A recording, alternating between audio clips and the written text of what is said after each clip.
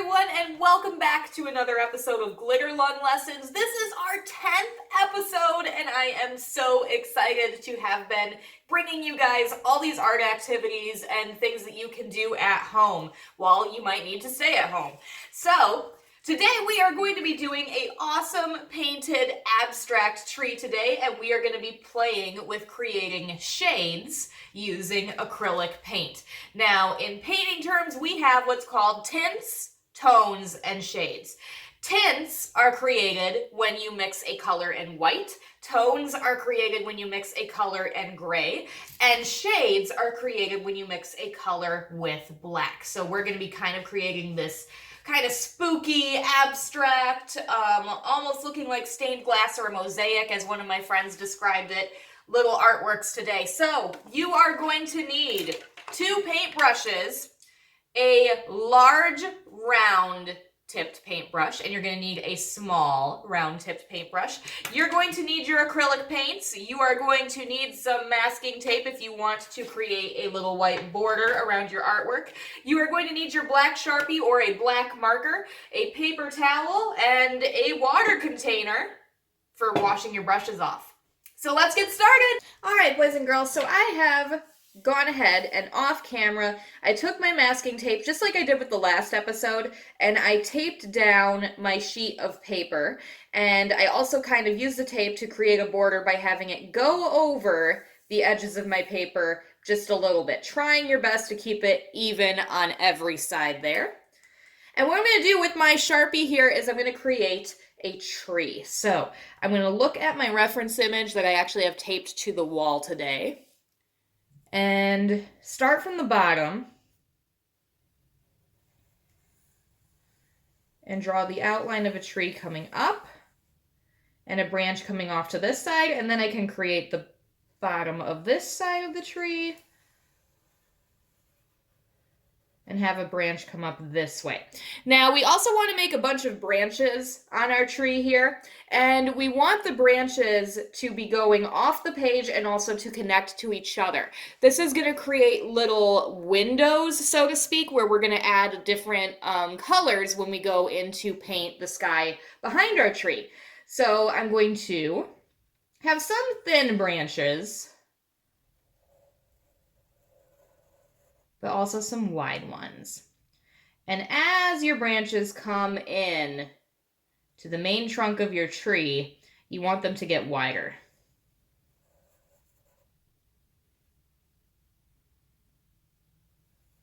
So I'm going to go ahead and finish drawing that out.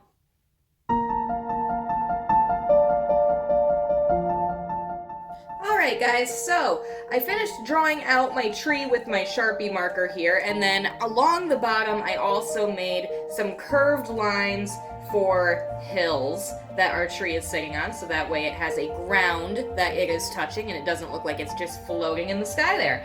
Now, again, you really want to make sure that your branches are going towards the edge of your paper and that they are all touching each other, because see here, now we've created little windows that we can place different colors and really play with creating different shades and making a really cool, interesting, colorful sky. Now, since this is blank and our tree is black, what I'm going to do is I'm going to fill in my tree using black paint first. I'm going to use the combination of my small round brush for these little tiny branches and then my big round brush for the thicker areas in my tree here. So I'm going to go ahead and speed up the camera because all we're going to do is just fill this in with black paint. So if you're working at home, you can pause the video and work on that part for yourself.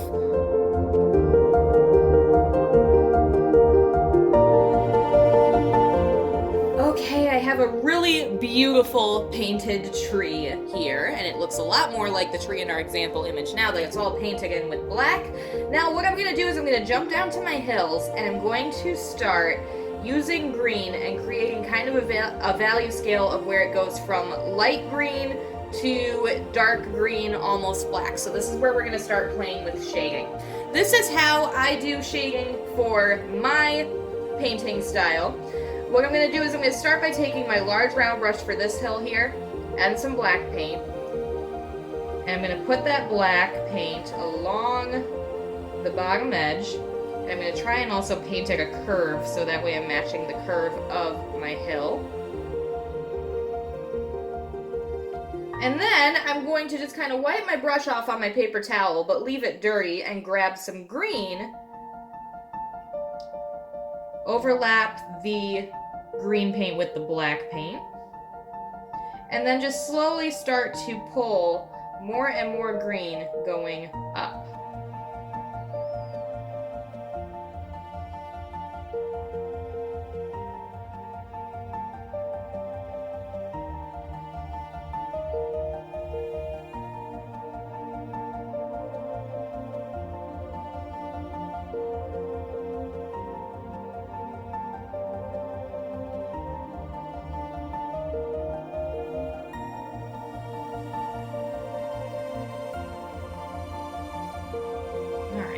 Now, you might notice that the line looks a little bit harsh where we have green and then black, and you might want to blend that a little more so it looks like it fades versus having one color up here and one color down here.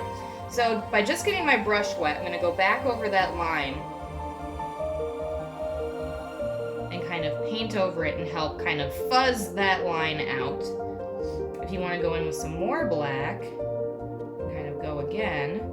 Sometimes shading is a lot of working back and forth and going back over things, playing with it till you're happy, and that's okay.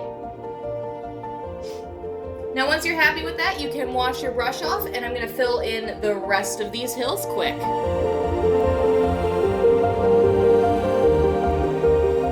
Awesome. I bet your hills are looking fantastic at home. So what we are going to do now that we have our hills filled in is that we are going to start working on our sky here. Now for the sky colors, I went and I grabbed kind of just an array of sunset colors. So I have an orange, pink, blue, a reddish orange, and then a purple here. And we're going to kind of do the same thing that we did for our hills, except I'm going to start with my black color. And I'll kind of give you a little demo in this area here. I'm going to take the black and I'm actually going to very carefully outline around the inside of this shape. And if you get up onto the branch, it's okay because, well, the branch is black, so it's not really going to matter in the end. But once that is all done, I'm going to decide which color I want, and let's say I want to make this one pink. And I'm going to do the same kind of thing. Overlap that color with a little bit of the black. And then start adding more and more of that color as I work my way towards the center.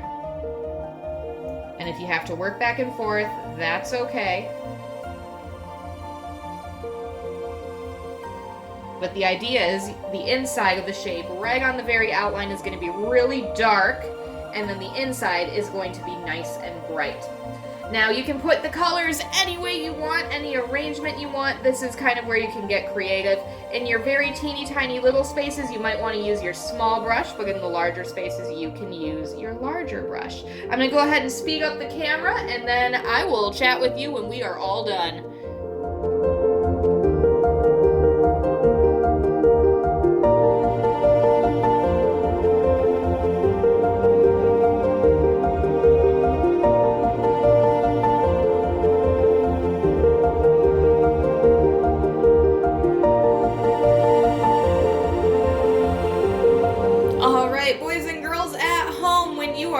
Done and you've peeled the tape away, your artwork should look kind of like this, although I'm sure yours is definitely your own unique variation. I cannot wait to see what you made at home, so please feel free to take a picture of your artwork and email it to me at glitterlunglessons@gmail.com for a chance to have your artwork featured on a future episode. I hope you guys enjoyed painting. I cannot wait to give you guys even more episodes. I'm so excited that we're on episode 10 already. Take care of yourselves and stay creative.